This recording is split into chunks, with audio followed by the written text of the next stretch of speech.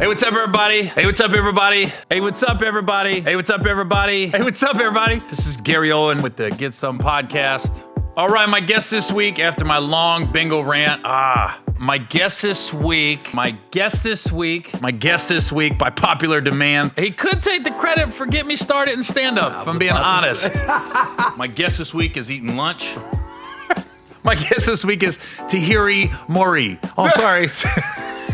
You would not be confusing me with Tahiri. That's what you're not. I do have my mother's hips, but that's about it. But this guy that helped hire me, Dallas Jackson. I did hire you. Yeah. Michael Jai White is my guest. What's up, y'all? I don't know where to look. Lord Finesse. Guest this week is Bill Bellamy. Yes. Aries Spears. Tony Baker. What's up, man? Most people know him as Jordan Rock's brother. My guest this week is my drinking buddy. You ain't lying. Drinking buddy sounds like the best thing ever. We've done one movie together. Undercover Brother 2. Very high budget movie. Affion Crockett's my guest. He saw Ed Norton butt naked in American History X and saved him in the shower. Was that a shocking scene, guy? Hey, man. Let me get proper intro. One of the top hip-hop DJs, stand-up comedians, Russell Peters. He is I. Baps, How to Be a Player. I wasn't in Baps. Sorry about that. Okay. I thought you were Halle Berry. You know?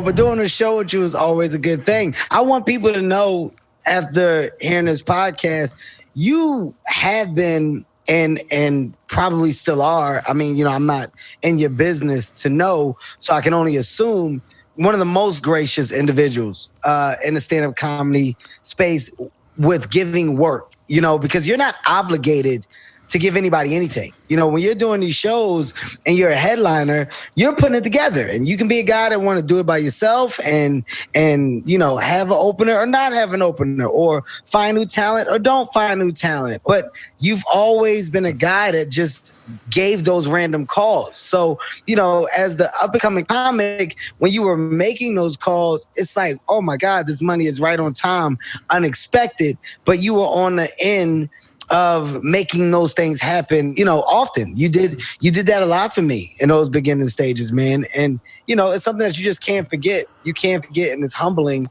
to know the good guys. And I think that's the reason why you've just maintained a level of success throughout all these years of comedy, because you're just all around good dude. You're a good fucking dude. I don't hear people say bad shit about Gary Owen. Well, that's good. Thank God. That'd be the worst. No. Let me tell you something, Gary. Your podcast is about to be unfucking believable, because your memory and your ability to rejog this information is uncanny. It's outstanding. I don't do drugs. Outstanding. No, this is. No. Do you remember? It's my first weekend at Caroline's, my first headlining gig. And, New York, you're thinking that's a huge deal. Yeah. And so here's what's funny. I get on the phone with you, not knowing where your career was going to take you. And then Patrice O'Neal did a guest spot, not knowing where his career was going to take him. And then Chris Rock came and did a guest spot like my first night, Thursday night. And I was like, looking back, that was an epic weekend. What do you mean epic? That's major. But you know what it is, though? Of course, we know this now after being in comedy for as long as we have been. The culture of comedy in New York, if doing a spot like that, is about the drop-bys and about, embracing those that are coming through that are trying to get a little spot or whatever. So I think that was a dope ass thing that they dropped by, and that you got that memory of guest spots. It was probably a couple years later. Me, you, Patrice O'Neal, and one other comic. For some reason, we all met at Caroline's, and then we ended up walking towards the cellar, and the white dude got mad at us. He walked through the middle of us and took all his aggression towards me, because I was the white guy with the black guys walking. Do you remember that? As he should. As he should. That's anger that was directed to the right individual. Anything that happened was your fault, because you're the only one with this. Yeah, that definitely should have happened. Nah, that should not have It happened. should happen. It's the I white guy. I don't think you realized I was with you guys. No. And if you had asked us, I probably would have lied. I don't know him, sir. I don't know him. Well, Patrice was ready to fight. I remember that. Patrice was like, man, I wish he'd bring his white ass over. Of course he would. Oh. Patrice is a full-fledged lunatic, man. That's why you Yeah, I gotta was love like- him. Patrice was ready for smoke at any given time. But that's what made Patrice. That's what made him special. Oh, you know what? That's what it was. It was me, you, Patrice, and one other person. I can't remember who the other comic was. It was definitely a black guy. The white guy walked in the middle, and Patrice is the one that didn't move. We all stepped out, let the guy walk by. And then the guy he must have hit Patrice's shoulder or something. But he waited till we were a good block away, and then he turned around and started yelling at me, though. Yeah. And I was like, why is he yelling at me? Well, because it's obvious. You probably told Patrice not to move. It's obvious that it was a plan that was orchestrated by the white guy. I clearly understand his point. I see his POV very, very clear. Thanks, Kev. Appreciate it. What a dick. Your memory is amazing, man. These are really good stories, but more importantly, just fucking great memories. Because you forget just how much you actually did and how much you've been attached, to legendary comics. When you talk about Patrice, I mean, you're really taking me down memory lane about those New York nights, man, and how much of Patrice I really got to see. It's so dope to say I knew him. You know what I mean? Knew him. Now that his legend is really embraced and you hear people celebrate his craft, now that he's passed away. But to know that I was a real friend and I was around him and I got to see the good, the bad, the ugly, but I had these moments that I hold on to. And it obviously seems like you have the same thing. You got some crazy memories as well. Okay, so now you get the part in Power. When did the first time you're out to eat at a nightclub or getting coffee and somebody just stopped you you, Tommy? Right after season 1. And this is going to be, I'm surely trying to choose my words wisely in our current climate. It was when kind of a barrage of being called the N-word that I was like, whoa. Oh, they were calling you the N-word. Right. Right. As in my N-word. Right. There he is. Out of affection. This guy, right? Out of affection. Yeah. And so I was like, wow, that's a compliment because, luckily and for whatever reason, but it's lucky that I grew up with people of all different colors and creeds. You know the difference immediately. And I will say that, and this is not belittling to a white community, but the black community calls bullshit fast. So Quick. I was like, good, I did a good job, and because that's Tommy's that guy. Yeah, and did they expect you to act like Tommy when they approach you? That's why I always tried to kind of limit my interaction with people because I'm just like, yeah, that's right. Good to see you too. No, get the fuck out of here. Because I'm like, I don't want to blow my cover because I would be like, oh, that's so sweet. Can I buy you a drink or you good? But you know what? Here's the funny thing. Tommy being such an iconic character, especially in the black community, you can literally be like, hey, get the fuck out of my face. And they'd be like, yo, that's him. I told you this is Tommy. Yo, that's really him. He's not playing a character. A friend of mine was serving a long sentence, and he had just been transferred from Sing Sing.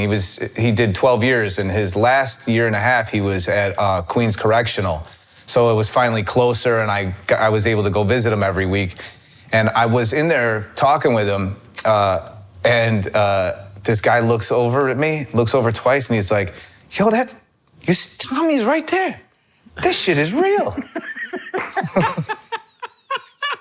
So another person visiting an inmate? Yeah, another person visiting an inmate is telling his buddies, you see that guy? That's Tommy.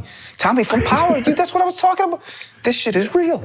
And depending on how long that his friend was in prison, he's like, yo, we don't have stars. Exactly. The guys because some of the guys who had just been at Queens Correctional who weren't transferred in did see the show because this is probably season, I guess this is season 3. But my friend was just like, he's like, I don't know Tommy, I know Joe. You know, like that's my guy. But yeah, it was very funny. But he did say, yo, you blessed me, because when I went down there, all the COs, I would take pictures with them. They'd be like, yo, Tommy, could you wait around for 1 second? I'd be like, yeah. They're like, after I go get my stuff out of the locker, they'd be like, can I take a picture? Oh man, my daughter loves you, or this or that. And I was like, yeah. So taking pictures. And then they're like, who are you visiting? I'm like, here's his name, here's his number.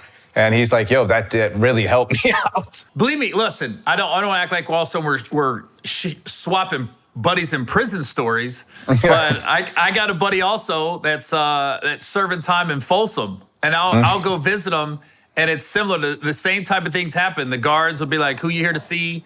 And they're not as cold. I still got to follow all the rules and regulations, but they're not as hardcore, like right on the line.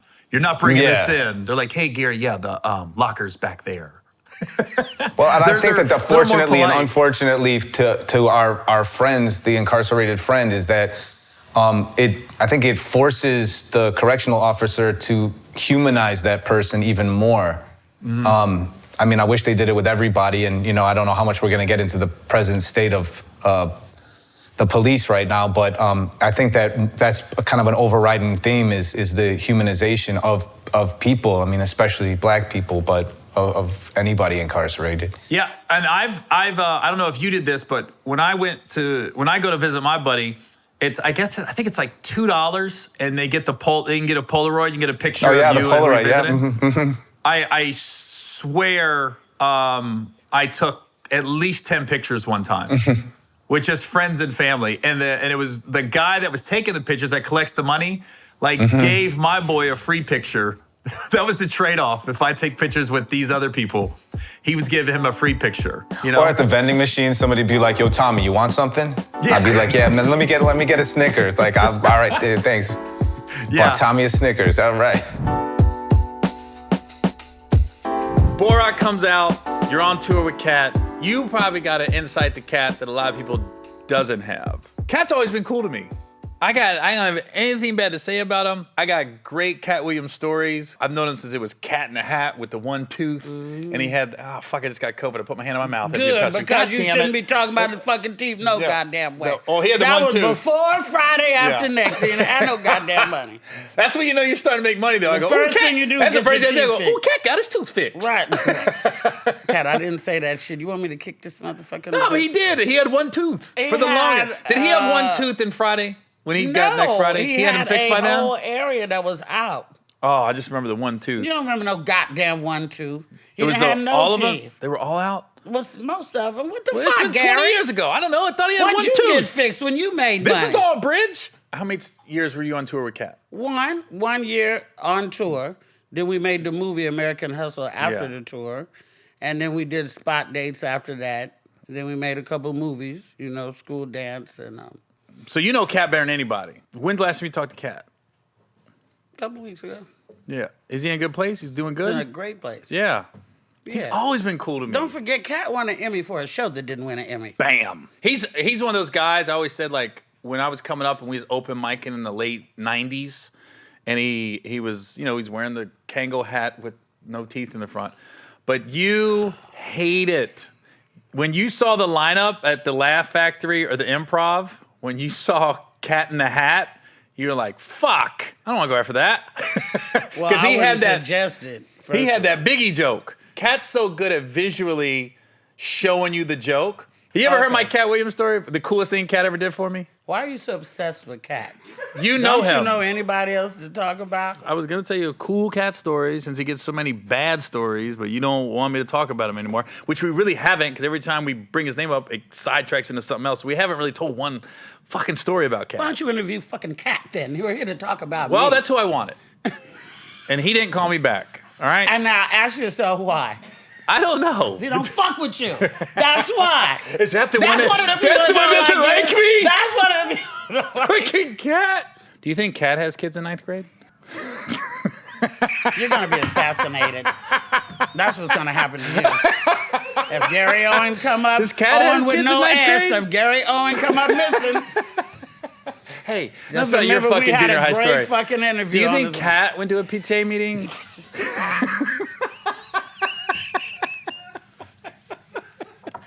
I bet you he went to a PTA meeting. That'd be cool to see Cat at a PTA meeting. That'd be real cool. I wish somebody would leave Cat's kids alone. I like to see what he would do. I think he's seen him roll up with 6 bitches from South Central. Cat and 6 bitches because they left their kids alone. That'd be awesome. That'd be a good interview. Talk about feet off the ground. Let me tell you what Cat did was I saw his feet.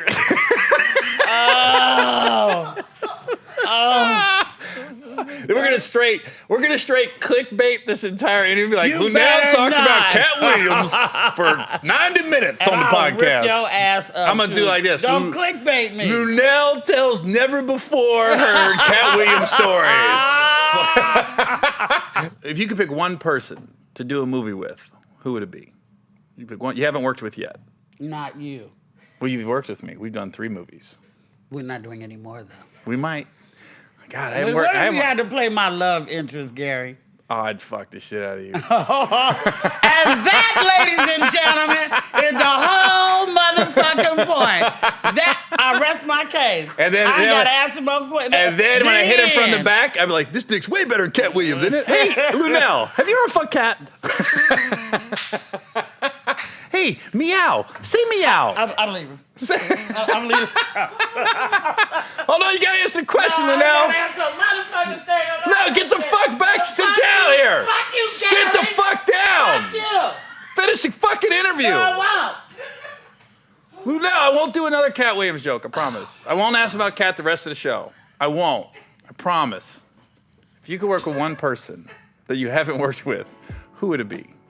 Just one. Anybody. If they said, Luenell, this is your movie, pick a co-star. I don't know. Who would I work with? Probably Cat. I knew it.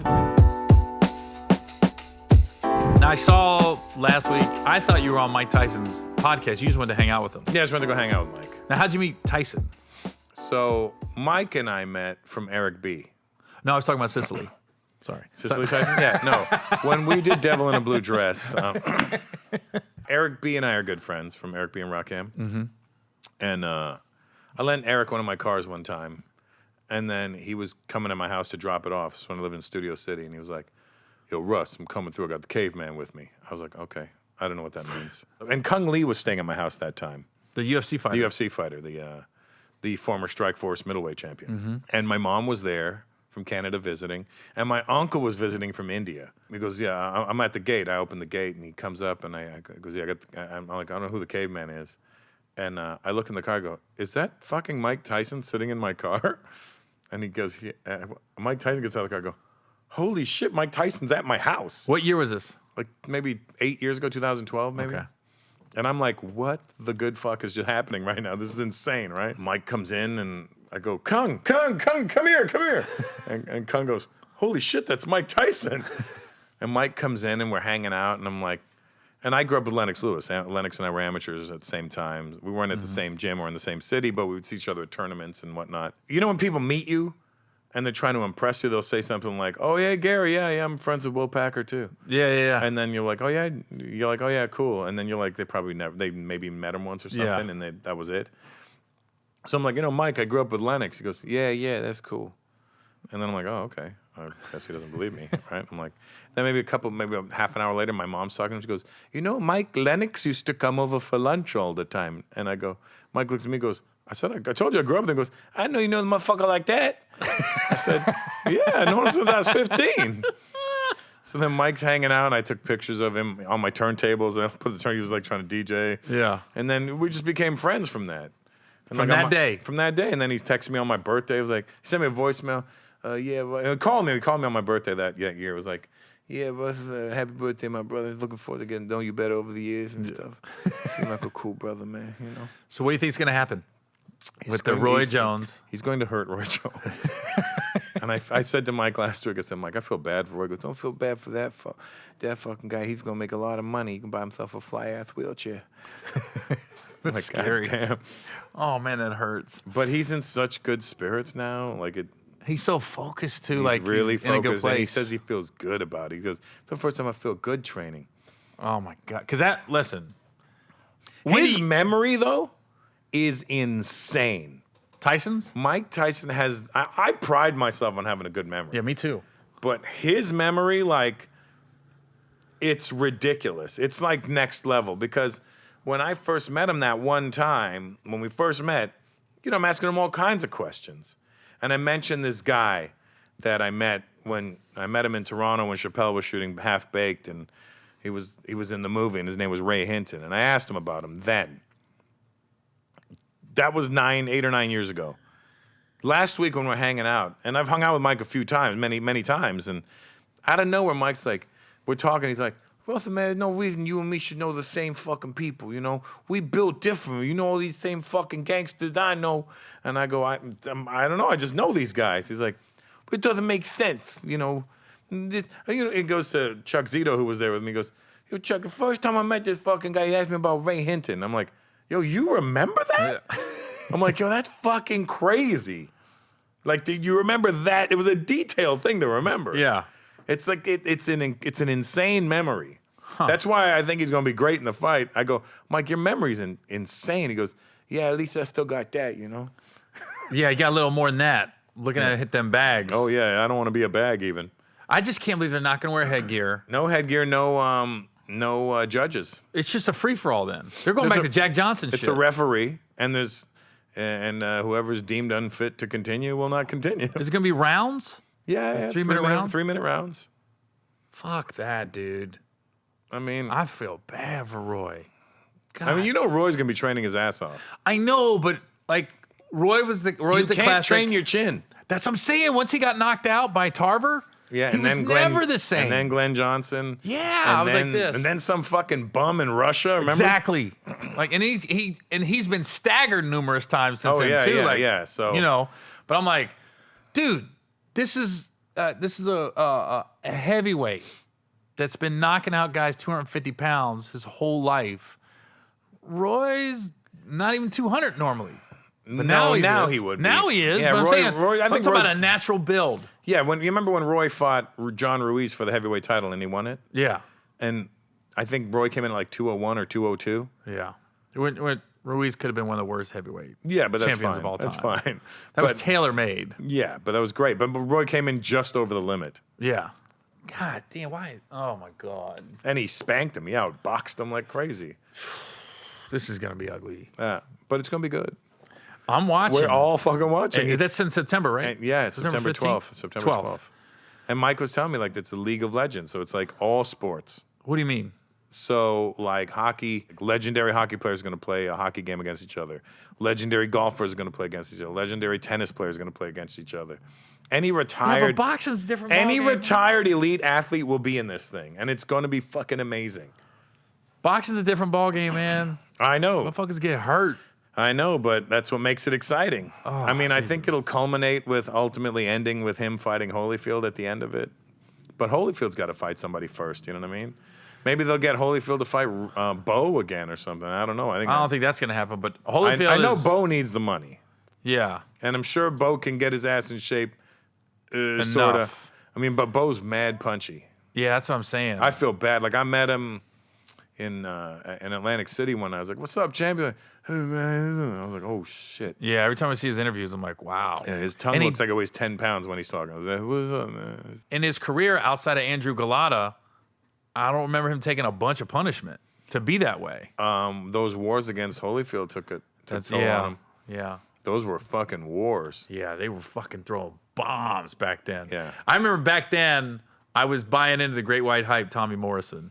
Hey, Tommy was a good fighter at that time. He could have kept his head together, man. He wasn't training at all. He was fucking everything. Oh, yeah. And drinking. He died of AIDS, right? Yeah, but he's had legendary nights in Kansas City where they was like, 2 weeks before a fight, they were dragging him out of the bar. Not the bar's closed, get out, Tommy. Like, he's passed out. Somebody needs to come get him. Yeah. That's because of the Rocky movie. That's what blew him up. Yeah, that's right. Tommy Gunn. And then I remember the one time I think he was focused and ready to go was against Foreman. He fought a safe fight against Foreman. Wasn't it one of his last fights against Lennox? That was on the downfall. But that was also after that fight is when they found out he had AIDS, HIV. Yeah. Yeah. And Lennox was scared as fuck. I remember Lennox was like, "Yo, what the fuck? This guy bled on me." I'm like, "Yo, I'm so scared." I was scared for Len. I remember getting arguments with people, like not physical arguments, but like barbershop arguments when I was like Dude, Lennox ain't. When he fought Mike, I was like, Mike's not ready for Lennox right now. No. Do you know what I mean? No. Mentally, everything. I said, Lennox, you guys don't give enough credit, man. That guy he's one of the most underappreciated heavyweight champs. What people don't know, too, is that Lennox and Mike had sparred many, many times in the 80s. So Lennox told me that, like in '84, right before the Empire Games, New York State Games, Lennox went up to go and meet Mike. That was the first time he met him. Like '83, '84, he met him, and he was like, Mike was really nice and really friendly. And then the minute they got in the ring to spar, he was like, "Yo, this guy's fucking nuts." Yeah. And then Lennox like, "Okay, I adjusted." And then the next time we fought, I figured him out. Mm-hmm. But Lennox was like, I always knew how to fight him because I'd sparred with him when he was a beast. Yeah. So I already knew how to fight him. I remember watching the Olympic trials, and they did a big piece on Cus D'Amato and Mike Tyson. And then Mike lost to Henry Tillman. Yeah, I was like this. Wow, I just watched this great piece. Yeah. And he comes in, and then he loses. I went, well, what the fuck was that? And then I was like, all of a sudden, then he just started knocking people out. Then he was Kid Dynamite on the cover of Sports Illustrated. And then I remember we were driving in that hot-ass station wagon down to Cocoa Beach. We stopped at a hotel, and this is before you couldn't just get fights when he fought Spinks. Right. And I remember thinking, we didn't know until the next day. Because there was no way to get the news until the paper came out the next morning. 1988. That was June of 1988. Yeah. So I'm like this. I'm literally that night going, well, I don't know what happened. Because they had you thinking Spinks had a shot. Spinks was undefeated. Oh, yeah. Well, I remember I woke up and saw the paper, and it was like 91 seconds or something. Yeah, I went, 91 what seconds. the fuck was that? Yeah, remember the Diet Pepsi sponsored that one. Yeah. I remember because it was like literally the weekend after high school ended for me. That was when the fight was? Yeah. It was like school ended on the Friday or something, and the fight was on the Saturday. Where were you when he fought Buster Douglas? I was at a nightclub in Toronto, and it was this club called Empire, and I was there, and nobody was really going to get that fight because it was like, who the fuck is this guy? Mm-hmm. They were waiting for Holyfield. Yeah, and then I was like, I guess we'll just find out what time how fast Mike knocked this guy out. And then I remember my dad, I think I called my dad. It must have been like 11:30 at night. I was like, Dad, any word on that Tyson fight? He goes, Mike got knocked out. And I go, shut the fuck up. He goes, he got beat up, stopped in the 10th round. I'm like, what the? And I go to this guy, Mike, that ran the club. I was like, and he was Mike was one of those Diesel brothers, like, always in really great shape. And he was a pretty boy, but he was jacked. And I knew he knew how to fight, but I didn't realize how hard this motherfucker hit. Mm-hmm. I was like, yo, Mike, fucking Tyson just got knocked out. He's like, what? And he pulls up on TV, and as soon as Mike got hit, he smacked me on my back so hard. Yo, what the fuck? I remember going, huh?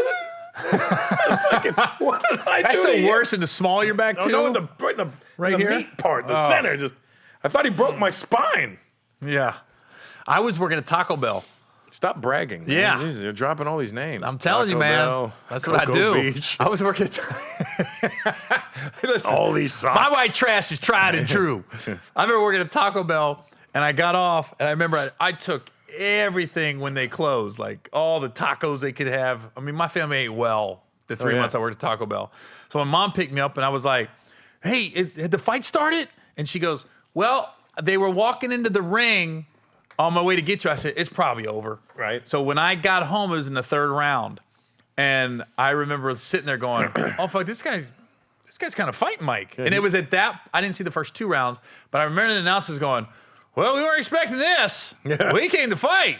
Man, is he really teeing off? Is he instigating the exchanges? I was like, oh, shit. And then when he got knocked down. The referee was Octavio Moran, I think. Oh, really? That's I how just nerdy remember I how am for quiet this it was shit. in the audience. Oh, yeah, because it was Japan. Yeah. So they didn't, that's what kind of sucked about it was that it didn't get the scream that it should have Can you gotten. imagine if that was in Vegas? There would have been riots. Oh, my God. And I can remember exactly what Jim Lampley said when Mike Tyson knocked out Trevor Berbick. Remember? And we have a new era in boxing. Yeah. There was none of that shit. It was like, Nothing. Even when they were just sitting there.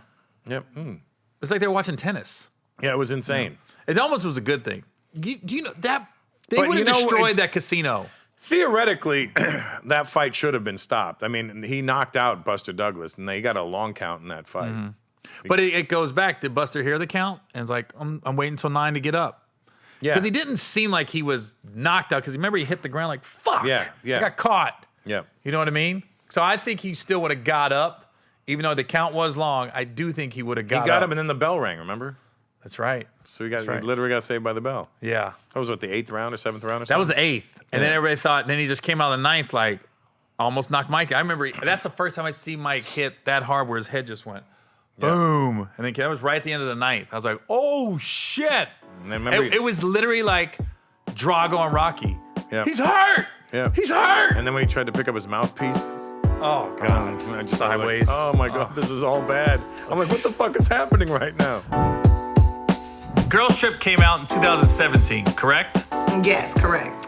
And you filmed it in 2016.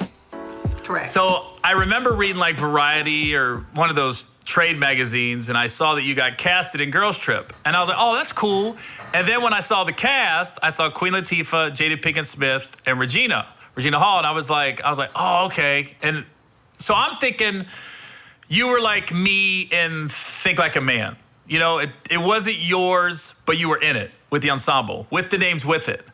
Then when I saw it, and I go, oh, shit, Tiff's the catalyst behind this thing. Like, I know Regina's the narrator and everything. I go, but Tiff is... movie.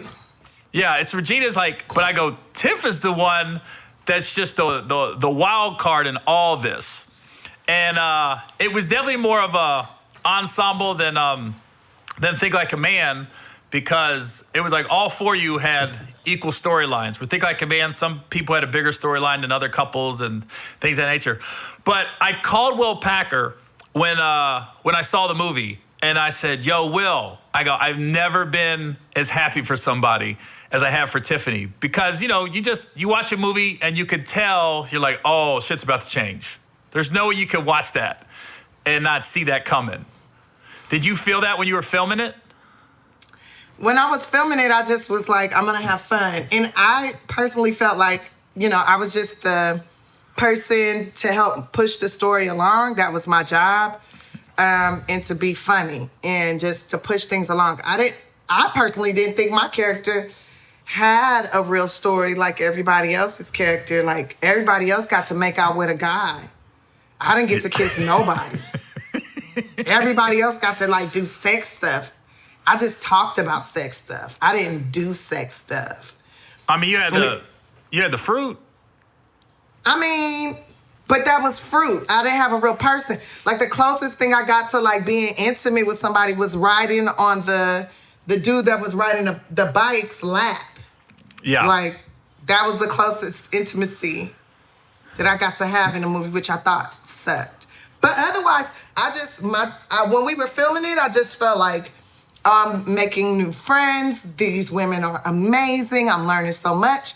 And every time Queen Latifah was like, just do it, Tiff. Just do that shit. Do that shit. Just go for it. Then I would be like, all right, let's do it. And that's the best. Now, did you make that up, or was that in the script, the infamous grapefruit scene? That was in the script. When I read the script, I was like, oh, I'm gonna get this movie because I know how to do that already, because I saw the video that Auntie Angel had dropped in 2012 of the grapefruit. And I tried it in 2013, and I tried it in 2012, and that's how I got a Corvette. That's what I'm talking about. From my, you know. Well, it was my Corvette. It was just in my name, but we had put the money down. It was my money. You know what? I bought that shit myself. Yeah. So it wasn't a grapefruit? I mean, it was the grapefruit is what inspired them to take me to the lot and stuff and be like, this is the kind of car you should have. You know, you the woman that should have this kind of car. And then I was like, okay. But even though I really wanted a Volkswagen EOS, I got a Corvette. Now, where's the Corvette now? I sold it so I could get a Volkswagen EOS. That's what I'm talking about. And that's in the backyard. And I had to sell it because, you know, he wanted me to have that. And then, you know, anything he wanted me to have, I got rid of. Right. Smart. Just cut ties completely. You want no memories of that. Especially in case it's a tracking device on it. You know, whenever I see comics beefing or talking crazy about another comic, that just unsolicited though. Like, it just comes out of left field, you attack somebody. I always take a step back. And, you know, like everybody, you have issues with certain people at certain points in your career. And sometimes it's in your own head. Sometimes that person really didn't do anything, but you start getting in your feelings thinking they did. And thank God I got my wife, because she always, when I vent, she says, Gary, what are you talking about? You're just so off base. And with you, it's always like you've been attacked a lot in the last couple of years on social media and some comedians and everything. And you just kind of ride above it, I've noticed. Because I'm always under the whole, listen, man, if a comic's working and they have a project, you're eliminate yourself from ever working with them again in a lot of aspects when you attack them like that. Sometimes I want to shake comics, like, what are you doing? That was unnecessary. That's the little jealousy issue thing. But, you know, my mom trained me for this. The first person I ever loved, my mother, is the first person to be like my bully, my attacker, my biggest critic, my biggest hater. The person like, oh, yeah, go on, do that. You suck. You a garbage. You look like your ugly ass daddy. Like, so can't nobody say to me affect me the way that she do. So I don't care. I know that they're wasting their energy. And the fact that they're thinking about negative things to say about me means they're really in love with me. They really care about me. This business, you just, I've learned to be happy for people's successes. And especially, like, good people. Like, you're a good person at the core. Like Kevin Hart's a good person at the core. Joe Coy's a good person at the core. Lil Rel. Like, they're just, like, good people. That you want to work with in the future. Like, I just want to work with you guys in the future on something. Everyone you named plus you, I would work with 1,000 times over. And I think that's what the key is to this industry when it's like, oh, it's so hard to get in Hollywood. No, people want to work with people they know they get along with. They know that's going to be on time. They know that's going to deliver the talent. That's not going to give them a hard time. And that they can make money off of. Like, if they can make money, they're going to work with you. Right. But if you an asshole, if you always a Debbie Downer, if nobody wants to be around you, then you're not going to succeed in this business. And pretending to be cool or pretending to be fun to be around is so fake, and people see through it, and that's not going to last. But being yourself, that's what I love about you. You have never changed. How you talk to me, how you communicate with me has never, ever changed. And I think that's so important because, you know, they say, oh, when you get money, you change. No, the people change. That's what I've noticed. Exactly. And the people that are always the same to me, treat me the same way, are the people that I consistently work with. Consistently, if you ask me to do something, I'll be like, all right, cool, I can do it. Or you know, if I got the time, I'm going to do it. Like I'm doing your podcast. Because you've always treated me the same with respect and dignity. Well, thank you. I appreciate that. Not that I don't want to be self-serving on the podcast, but I told Will when Girls Trip came out, I said, Girls Trip 2, I'm Tiffany's boyfriend. I'm calling it Will. I go, and it's not because of the grapefruit scene. That's not what I'm calling. It's not because of grapefruit, but it is. That's not what I'm calling. That's not what I'm calling. I think my facial expressions would kill it.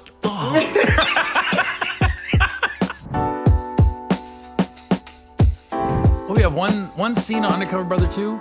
Yeah. But you kept laughing. You kept like looking like, I can't look at this guy's face without laughing. And I don't know if I should have been offended by that. No, you talking about around the boardroom thing? Yeah, man, because you just had a different, I mean, I couldn't get ready for all the different things you were doing. And so it kind of threw me. So, I mean, I had to kind of like look at you, but not look at you. I had to do that a lot in this movie, too. I was like, man, this dude. Well, Welcome to Sudden Death came about. I'll never forget it. I'm in Spokane, Washington, and I get done with the show, and I'm doing a meet and greet, and I see, I don't get a lot of DMs, by the way. I'm not a rapper. I see one, obviously when you got a verified check, you notice them. So I see yours, and you go, hey, Gary, here's my cell. Reach out to me. I got this movie I'm getting ready to shoot. I'm seeing if you're interested. Now, I could lie and be like, I might have said, yeah, reach out, let me read the script. I knew I was gonna say yes. Because I remember my opener, I go, hey man, this is real, right? Because my opener is also my web guy. He goes, yeah, that's real. I go, all right, I'm gonna call him. And like a couple days later, I said, yeah, I think they're gonna really go to bat for me on this film. And then a week later, you told me the studio had somebody else in mind or some other people, and you and the director was really going to bat for me. And a month later, we was in Winnipeg shooting a movie, man. So I don't know if I probably said thank you, but thank you for going to bat for me. Hey, man. Hey, well, you're welcome, but you helping us out. Fact is, you know, I had some influence there, right? So it's like, you know, you get your way in the position I'm in a little bit, but plus I was like, nah, this is the cat. Y'all get to, you know, get credit like y'all thought of it. You know what I'm saying? But I just knew with the combination, I thought, you know, just from working with you with Undercover Brother, I'm like, nah, this guy, he'll make it his own thing, and he'll just run with it that way. And I was right about that. Yeah. Yeah. You came up with some fun. Oh, damn. Can you curse on this? Yeah. It's a podcast. You came up with some funny stuff. You cuss funny shit. Funny shit's not very funny stuff. Yeah, I know. No, but the hardest thing was keeping a goddamn straight face with you. Yeah. But yeah. I hope they kept all that shit in. I didn't see the final. We're gonna find out this Tuesday. September 29th on Netflix. I hate it when they do the promos and they put DVD on there. I go, what? Who's got a DVD player? I don't have one. I don't even have one. Universal. Let's change the marketing. Right, yeah. I have a special come out in 2012, which I recorded in 2011 called True Story. And that special, my last joke is how I am not allowed to say the N-word. But I figured out how to. I can have my friends say it for me. So I set up this fake scenario where these guys were getting in a fight, and this guy kept calling me the N-word. And I said, well, I can't call back. So I had my friend come on stage and say the N-word for me, a black guy. Killed, right? Yes. I'm watching, 2 years later, I'm watching this show called Chocolate Sundays on Showtime. And it's a sketch comedy show. Pookie Wigington show, yeah. The show, it only lasted one season. And they literally took that joke and turned it into a sketch. And I'm watching it play out, and I go, what the? And I've never, ever been the guy accusing people of stealing jokes. Because I know comedians, our minds think alike a lot. There's only so many. I always You will. If something sounds too much alike or some sound, even if I fuck up and slip, I make sure that I narrate to myself the mistake and how it was made, and then I address it. But I've always said this for the new internet guys and everybody who you have to make your own platform. I understand that. Much love to everybody who's even building something from doing that, especially the ones who really become comics and dedicate themselves to the craft.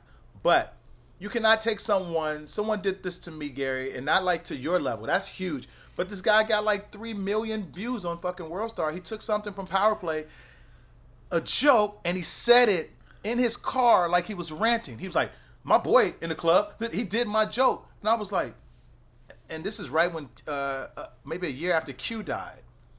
And I commented on it. I said, this is what WorldStar is now. You just take people's jokes, and we don't have a guild. That's one of the problems. Yeah, we don't have a writer's guild. We don't have a guild where we wrote our material, and if you use it, we get a check every time, like music. That's a little different because you're talking about somebody that's probably not a comedian thinking nobody saw Power Play but me. Yeah. I'm talking about when comedians accuse other comedians. The platform is just bad. Like if those guys who did the skit did not know, someone should have known.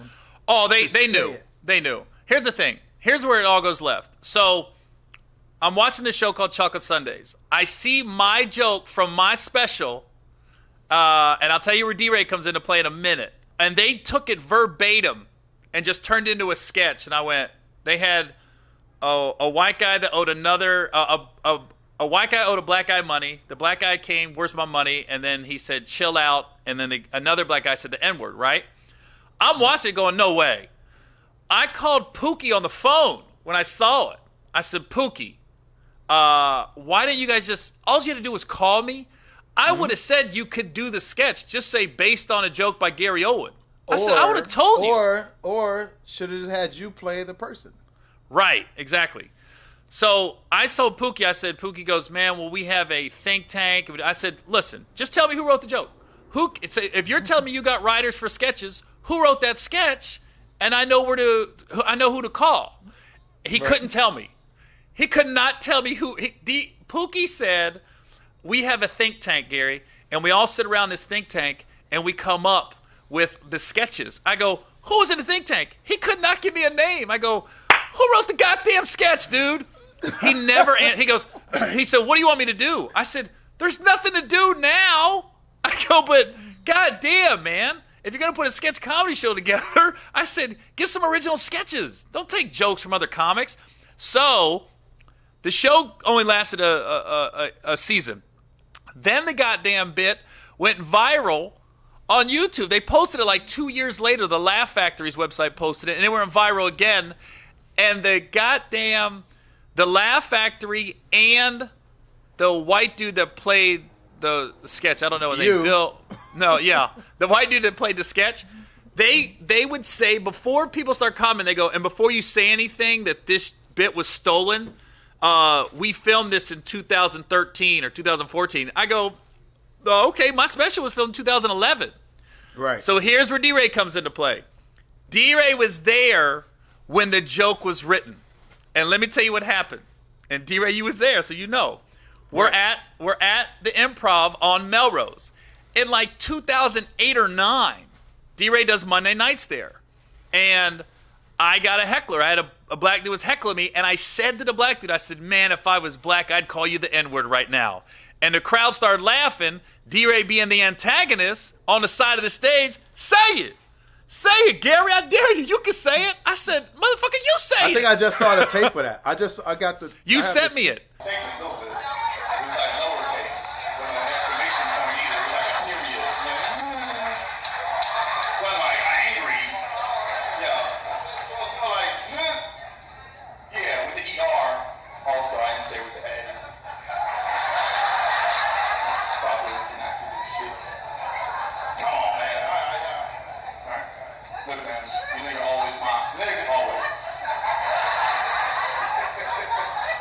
You sent me the tape of the night it happened. That's crazy. And I said, well, goddamn, D-Ray, you come up here and say it.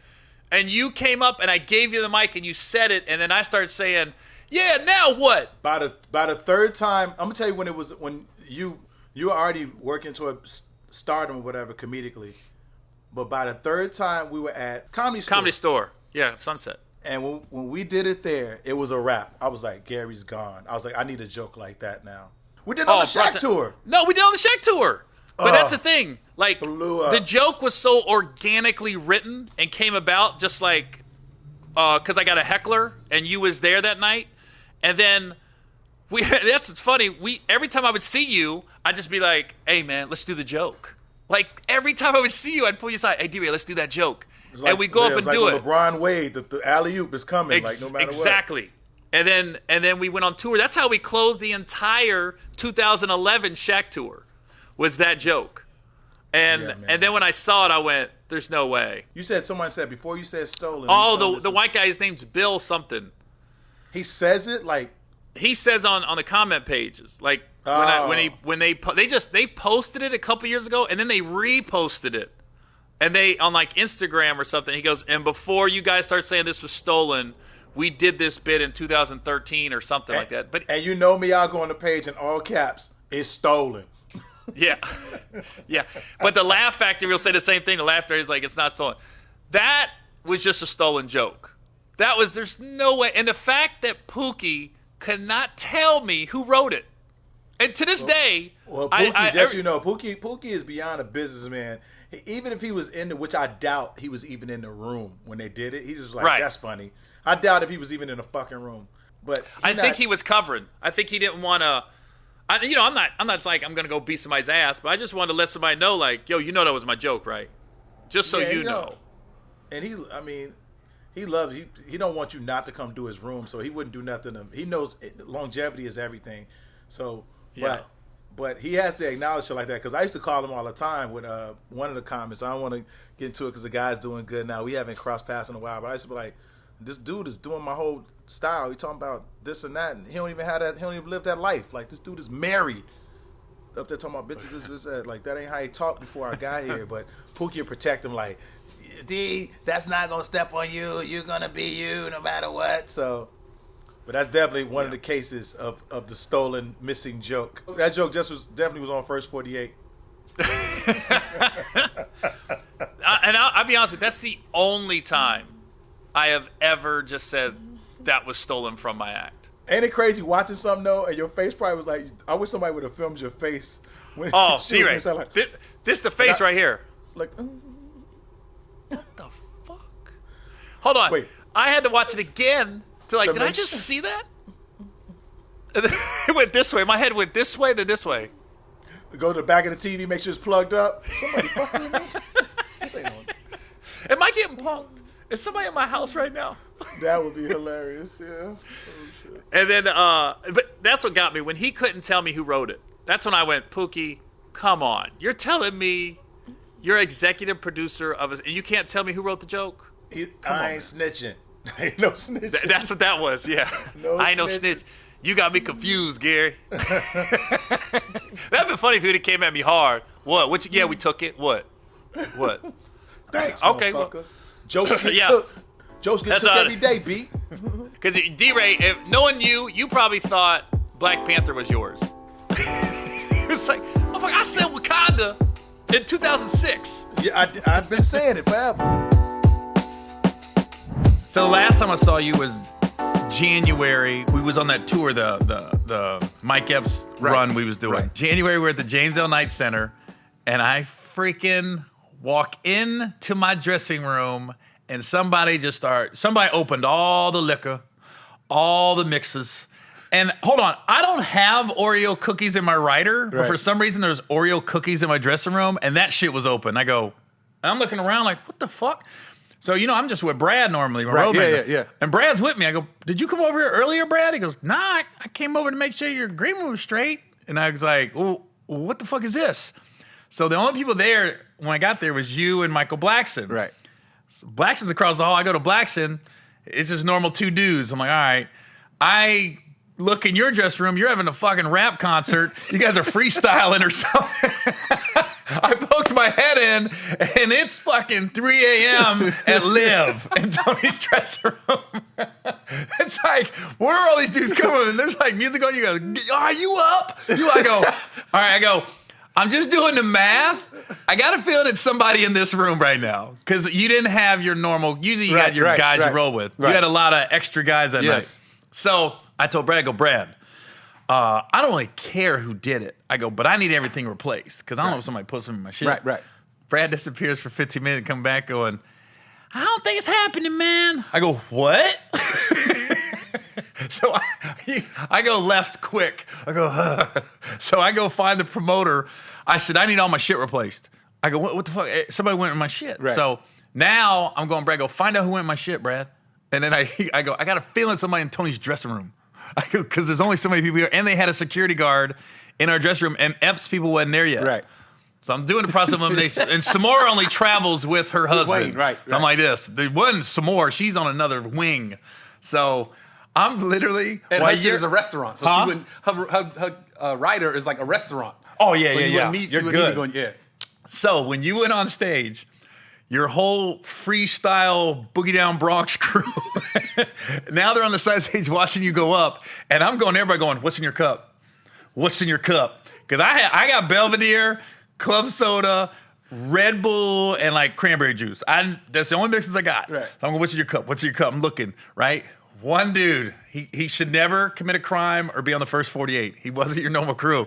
He's like, "Huh?" I go, "Where'd you get that? Where'd you get that drink?" Because now I'd already looked at your dressing room. I go, you ain't got that. Right. So I'm like, Tony ain't got Belvedere and shit. So I'm looking, I'm like, okay, who's got vodka? So this guy, full glass, right? And I go, where'd you get that? What? I go, where'd you get that, man? He came up with some excuse. I was like this. Okay. I walked away. I go, I know who did it. And then I'm telling Brad, and then Brad's like, and then I told the promoter, you want me to kick him out? I go, no. I just don't think he knows any better. It's fine. I go, but I know who did it. Right. And then I get off stage. I get off stage. The dude that I confronted comes up with his phone. He goes, hey, man, I appreciate the way you came at me. He goes, but I ain't on that sucker shit. And he showed me a phone of some video of him when he got here and shit. I go, what does that have to do with anything? But here's the thing. Security, why would they see it? Because the hallway's this way, but all three of our dressing rooms was down that little side hallway. It was Blackson, me, and you. So they could have easily went in and security didn't see it. So I was like this. So I'm just letting you know, you got a rude motherfucker in your But you crew. know what? Now, my rebuttal. That weekend was what? MLK weekend in Miami, Yeah. right? That was a Yeah. holiday weekend. What? Right? I gotta do No, I'm just saying. So that's why the Black man entourage gets to got exponentially bigger that weekend. Because it was like, okay, I land and I put a video like, yo, I'm in Miami for the weekend. We had James all night. Somebody might hit me like, yo, son, I'm in town. All right, Yeah. pull up. Yo, where you at? I'm at the hotel. Come through. So it gets bigger and bigger. That's when the stragglers start coming, the guys I don't really know. Yeah. And they start coming around and start, taking liberties. So I don't even know which dude you're talking about, but it wasn't my regular guys. 'Cause I know what your regular guys. They know the rules. Yeah. And second part of this, I used to not even have a writer until one city, I forgot what city it was. I went in your dressing room by mistake. When I first got on the tour with Mike, and it was it's you, it's Mike, it's Quake. I'm like, shit, I'm just happy to be here. Yeah. You know what I'm saying? That they even offered me some dates. So they would send, what do you want for your rider? I'm like, I'm not tripping. I'm good. I'm just happy to be on the show. And then I would get like a bag of potato chips, like a literal bag that you buy in a bodega, and a bottle of water. I'm like, damn, that's. And then one time I got to the city. This wasn't that particular time, but one time I got to the city, and before they put the names on the door, I got there that early. It was usually when we do like a college, auditorium. Yeah. I know that there's a basketball court there somewhere. So I go early, shoot around for a little bit before the show starts. So I think it was like Louisville. Yeah, I remember you showing a video of Louisville. Like, you were so geeked to be on the practice court. Yeah. So I go early just to shoot around. I go in the room before they put the signs on the door. And I see bottles of liquor and soda and water and chips. And I'm like, yo, whose room is this? And they're like, oh, that's Gary's. Yours is over here. So I walk over to the other room, and it's nothing. It's like a bottle of water, maybe a Mountain Dew, some Skittles. I'm like, okay, next city, I want a rider. And that's when I started getting a rider because I saw what the fuck you were getting. Yeah. I was like, okay, I got to start living like I'm on this show for real. But you know what's funny? Like, I'm not a huge drinker like that, especially before I go up. I can't drink before I go on stage. Right. Do you drink No, before I you don't, go on no, stage? no. I can't either. Some people get like, Nah. they're fucking liquored up when they hit the other. How do you do that? Because then it's a crutch. I've always, when I started doing stand-up, I would see comics do that, like shots before they go on, have a bad set, more shots. Yeah. Have a bad set, more shots. And now you just on stage fucked up. You're not even a comic now. You're just like a venting alcoholic. Yeah. I always want to be on top of my shit, though, in case you get a heckler or something. Right. I want to be on top of my shit. I want all my synapses to be Yeah. firing, Brad, my road manager, I went to his house in Atlanta. I think he'd taken every bottle we've ever had on the road that we didn't open. I was like, dude, your liquor cabinet is fucking amazing. I was like, you're welcome. I forgot, like, at some cities, I had these exclusive Belvedere bottles. Like, I hadn't seen them before. I go, what? I looked at Brad, what? And then it hit me, I go, oh, you're taking the bottles. Hey, man. Hey. Unless you're in Miami and one of Tony's stragglers drinks half of it. It was like that day I went gluten-free. And you never look back? Never cheated? I mean, it has to be worth it. I can't eat gluten and risk it. It has like, I know there's a lady I know that makes a really good apple crisp. Mm-hmm. So I'm not gonna go to her house and be like, no, I'm like, make that apple crisp and I'm gonna destroy it. Deal with the repercussions. Like if I splurge and eat, like I probably eat fast food once every 5 months, let's say. Mm-hmm. And if I'm gonna go to McDonald's get a fillet of fish, I'm eating eat the fillet of fish. I've always wondered who is keeping the fillet of fish in business. Once every 5 months, I'll order 2 of them. They're like, man, Gary gets my boy Tahir, he loves them. He gets a double fillet of fish. Double's too much. That's a lot. That's too much. A lot, no, one, I'll do 2 fillet of fish sandwich. I can't do double. It's a good balance between the fish, the fake fish, and the bread, and the tartar sauce. You can't put 2 on there. It doesn't make it as good. No, it's too much. Who does a double fillet of fish? Tahir Moore. To hear more. You're going to die soon.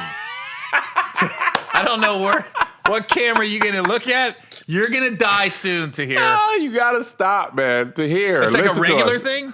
I wouldn't say it's regular, but he has done it. He's on his way out. That's a big choice, man. The double fillet of fish is 2 pieces of fish like that. The same fish. It's not. Okay.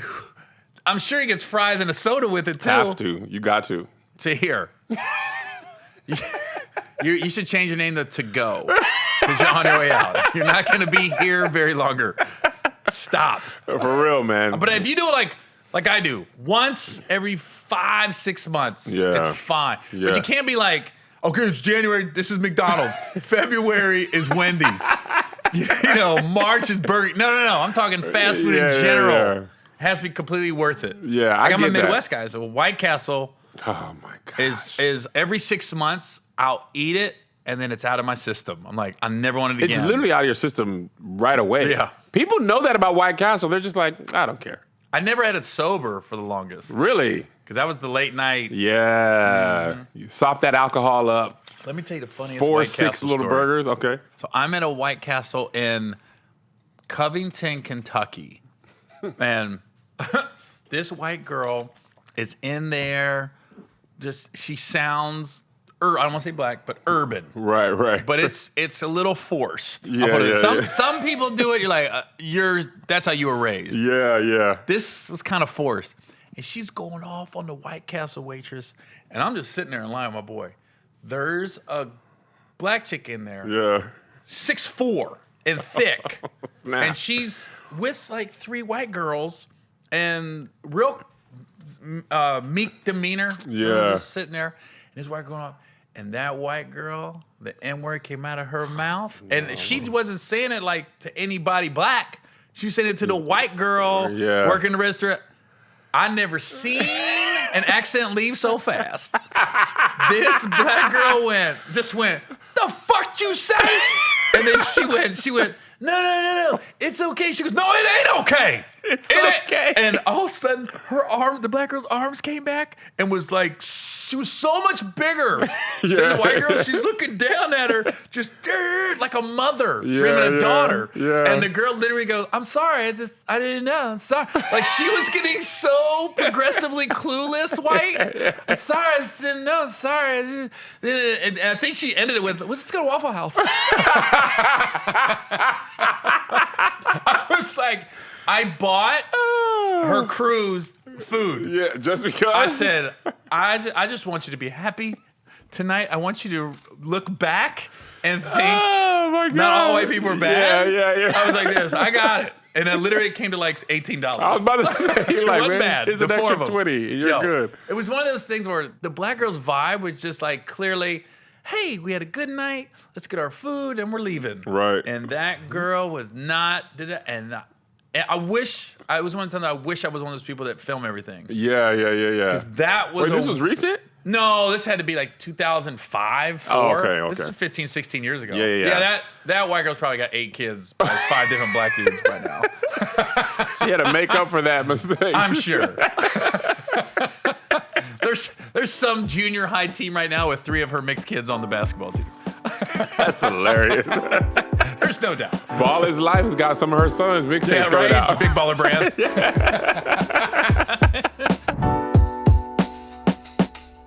What do you think of Cedric the Entertainer?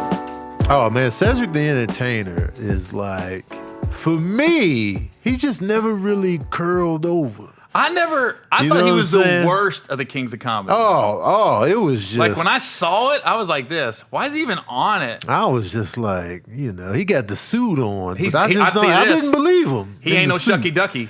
Oh, I know man. that. Ain't no way that dude You Shucky want to talk Ducky. about the realest comedians in the game. Look no further than Shucky Ducky. Yeah. Quack, quack. I heard when Cedric started, he slept with like 4 execs of BET. That's how he got the job on Comedy Yeah, View. man. I heard. Guys and girls. Oh, man. And Cedric, you know how he got his name? How? He stole it from a comedian in Vegas. He was doing a whole bunch of like mob jokes. Yeah. And he was like, I like the entertainer. Let me get that. His name's not even Cedric. What is it? Steve. Steve? Yes. He's such a hack. Dude. Steve Tainer is his name.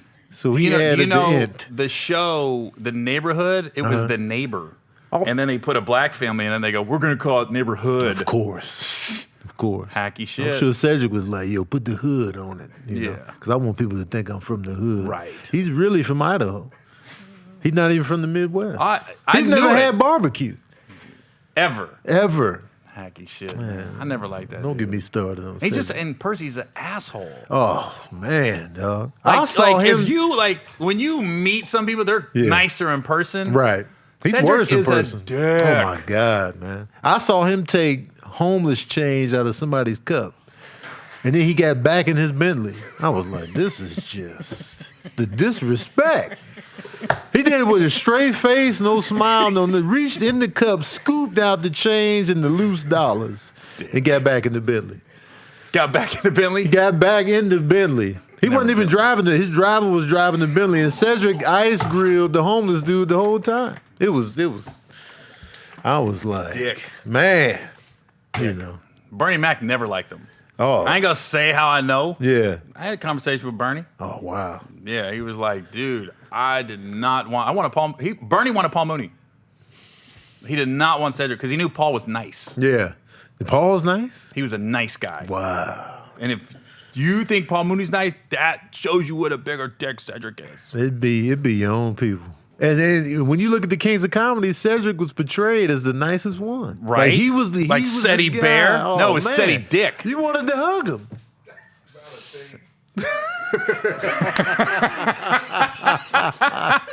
Hey, say, could you just come on camera real quick so they know I'm not an asshole?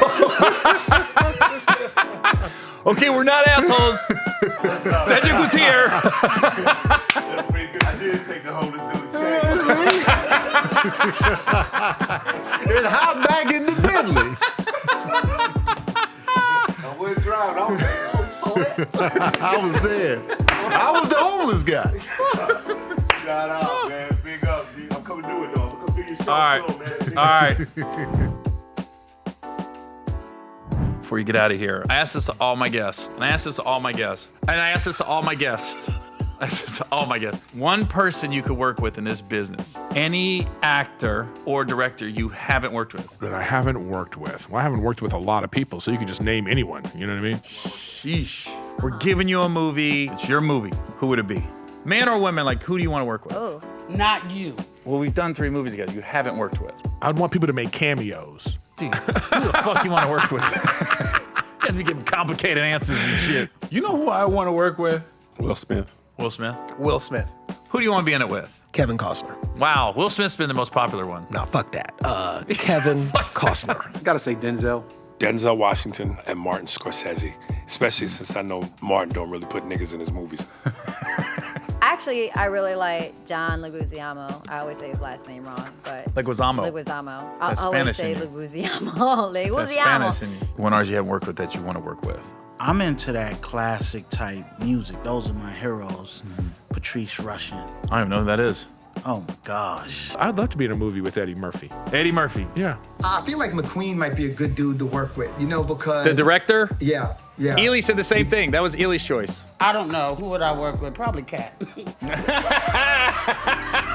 I knew it. The one person, if you could work with, you'd want to work with in this business. How rich are you? Gary Owen.